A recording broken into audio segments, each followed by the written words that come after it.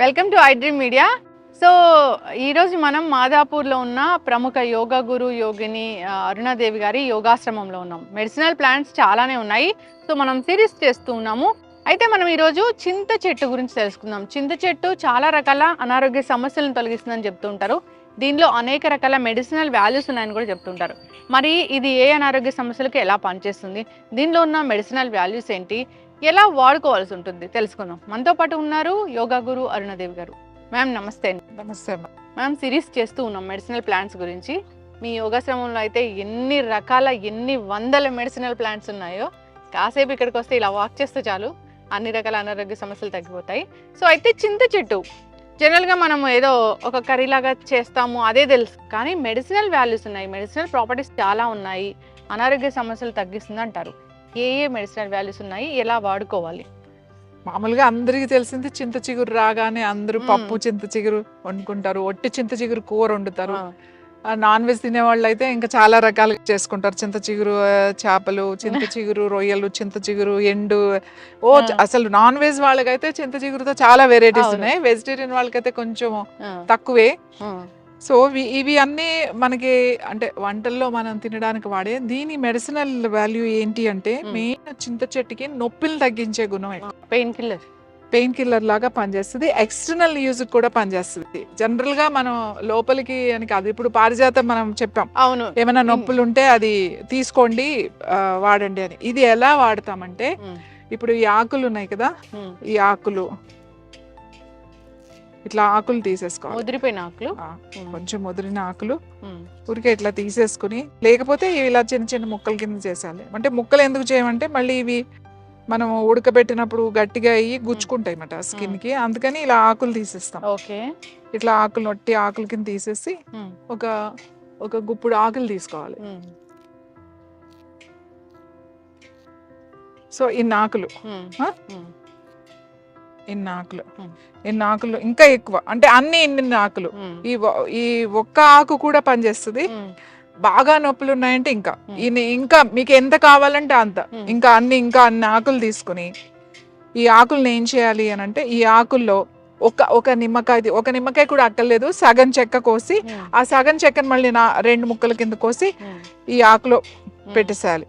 ఒక చిన్న బాండి, ఇనుప బాండి ఉంటుంది కదా, ఆ బాండీలో ఫస్ట్ ఈ ఆకు, అది వెల్లుల్లిపాయ ఉంటుంది కదా, ఒక వెల్లుల్లిపాయ తీసి ఊరికే ఇట్లా ఒకసారి కొట్టి, ఎక్కువ మెత్తగా దంచక్కలేదు, దాన్ని చితక కొట్టడం అంటారు. ఒకసారి ఇట్లా కొట్టి ఈ ఆకు, ఆ వెల్లుల్లిపాయ రెబ్బ అండ్ నిమ్మకాయ ముక్క, కావాలంటే కొంచెం వేపాకు కూడా కలుపుకోవచ్చు ఇందులో. మునగాకు కూడా మీకు అందుబాటులో కనుక ఉంటే, మునగాకు కూడా కొంచెం ఇంత మునగాకు, ఎంత చింతాకు తీసుకున్నారో అంత మునగాకు, ఇంత ఇది, ఒక 2 నిమ్మకాయ ముక్కలు, చిన్న చిన్న ముక్కలు, ఒక వెల్లుల్లిపాయ రెబ్బ వేసేసి బాండీలో కొంచెం అట్లా ఇలా వేడి చేస్తే మంచిగా అది కొంచెం వేడి అవుతుంది.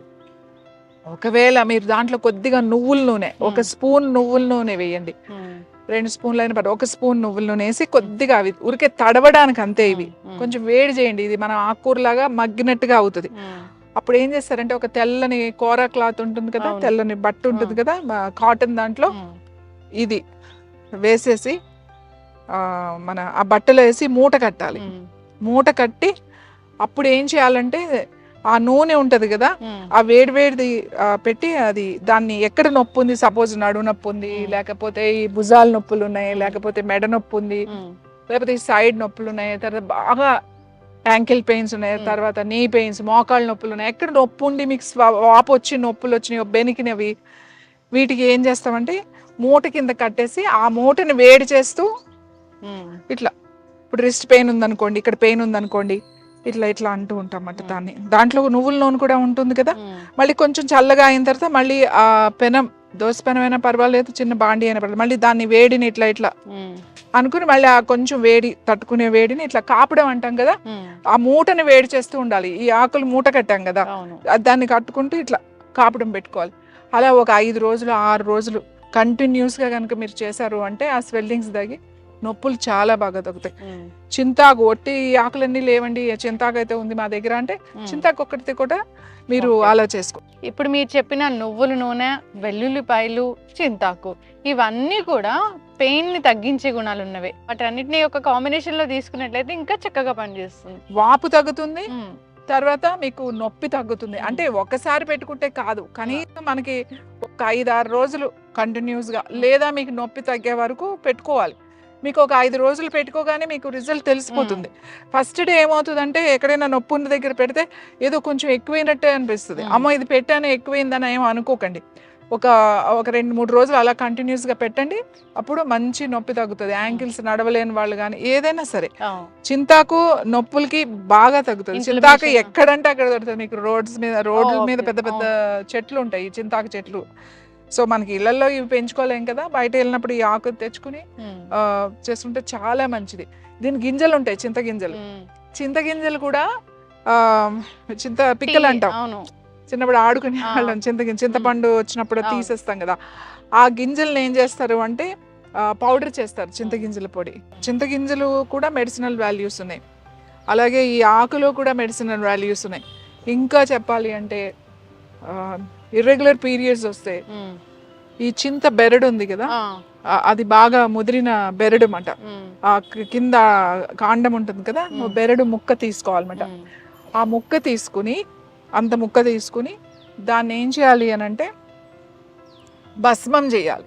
భస్మం అంటే ఏంటంటే ఆవు పిడక కానీ ఆవు పేడతో చేసిన పిడకలు ఉంటాయి కదా మనకి, ఆవు పేడతో చేసినవి. ఆ పిడకను అంటించి ఆ పిడక మీద 2-3 బెరడు ముక్కలు పెట్టాలన్నమాట.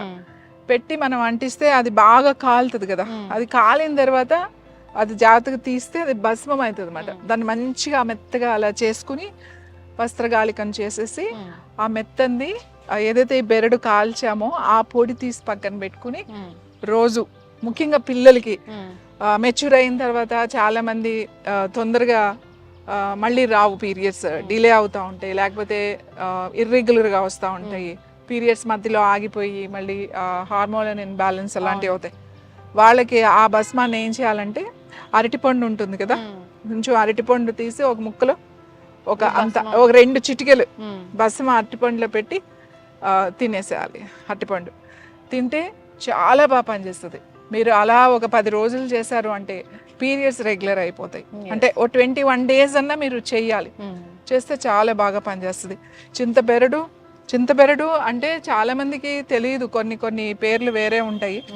కానీ మనం చేసుకునే ఓపిక ఉంటే, ఇది రెడీమేడ్ దొరుకుతుంది తెచ్చేసుకోవచ్చు అంటే రెడీమేడ్ కూడా దొరుకుతుంది.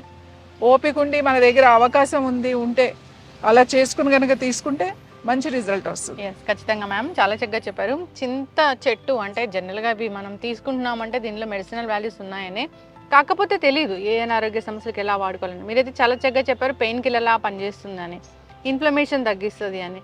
సో అంతేకాదు ఈ పీరియడ్స్ ఇష్యూ కూడా చాలా బాగా పనిచేస్తుంది. పీరియడ్స్ ఇష్యూకి నేను ఇందాక చెప్పాను కదా, మూట కట్టుకోమని ఆకు అది కొంచెం వేయించి వేడివేడిగా, ఆ వేడివేడిగా నొప్పి చాలా ముందుకి బాగా మెలిపెట్టి వచ్చేస్తా ఉంటది. ఎంత అంటే పాపం వాళ్ళు అసలు కదలలేరన్నమాట, మూమెంట్ ఉండదు, ఏ మెడిసిన్ వేసుకున్నా పనిచేయి. వాళ్ళకి కూడా దీన్ని చక్కగా కింద పొట్ట మీద ఈ లోయర్ అబ్డామెన్ మీద కనుక కాపడం లాగా పెట్టుకుంటే, ఆ మూట పెట్టి కాపడం లాగా పెట్టుకుంటే ఆ నొప్పి కూడా చాలా బాగా తగ్గిపోతుంది. ఖచ్చితంగా మ్యామ్, చాలా చక్కగా చెప్పారు. ఈ సిరీస్ అనేది మనం కంటిన్యూ చేద్దాము. ఎన్నో ప్లాన్స్ ఉన్నాయి ఇక్కడ, సో అన్నిటి గురించి తెలియజేసే ప్రయత్నం చేద్దాము. చాలా చక్కటి ఇన్ఫర్మేషన్ అండి, అందరూ కూడా దీన్ని యూస్ చేసుకోవాలని కోరుకున్నాం. ధన్యవాదాలు. నమస్తే.